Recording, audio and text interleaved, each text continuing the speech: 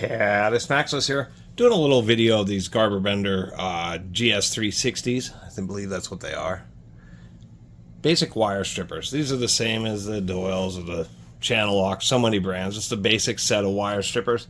I'm doing this on the GB or dedicated video because this brand is often found in, I guess Ace, True Value, general purpose kind of hardware stores. They also have a lot of their products in, I would say, smaller mom and pop type shops, which may not exclusively be tools or home improvement, but may have a tool section. GB has always been kind of like a budget brand, but not absolutely the cheapest, but not the best. But certainly serviceable. All these, and this one works at least halfway decently, have a little lock, and that's mainly to one, if you have these in a tool bag, to both protect you, because these do indeed have ground jaws, which is nice. Reasonably thick plates on them, or they're made from reasonably thick plates, but it's also to protect the sharpness of the jaws. I will say that these curved cutters here, and these are kind of used and still work just fine. These cutters work reasonably well, and we can see we only get a little bit of squishing. I'm choosing this particular wire because this is a, what is that? It's a 10 gauge wire. Come on, camera. But I'm trying to show that this has particularly fine, super fine strands, and it doesn't squish it too bad. Although I will mention that, at True Value, I don't know if they still have these, but you can certainly find them on Amazon. These are cutters based on utility knife blades, and I've never looked back. When you're cutting basic anything that isn't like steel or solid core or wire, anything stranded, all sorts of materials, including stranded copper wire, using these cutters has just been amazing. They're just so sharp that they cause barely any deformation whatsoever.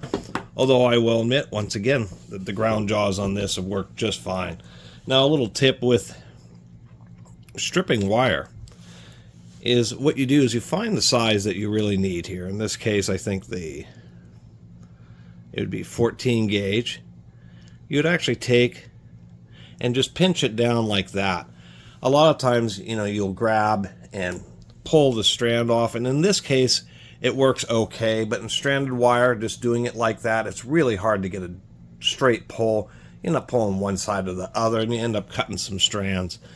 So what I usually do is make the cut on the appropriate size, and then just use one size up to grab the sleeve, or you can use the little ground pliers at the end to grab and pull it off, and then that helps really ensure that you're not going to have any broken strands, which isn't the end of the world, but it is nice to strip a wire and not have it actually be reduced in gauge and power handling capacity just because of some strands being cut. And these things can be bought, they're like, $5, $6, $7. They're usually pretty cheap. And, they have some dual injection, soft overmolded or hard overmolded. Actually, now these actually are soft. These are double injection molded, but they're both are soft grip. This just happens to be a little bit softer than the red. So at least they have a decent grip. And for a set of wire strippers that are surprisingly common, I've seen them in a lot of different stores. Ended up finding these set at a garage sale and said, might as well make a video about them. I thought I had years ago, and apparently I didn't. Anyway, thanks for watching. See you next time.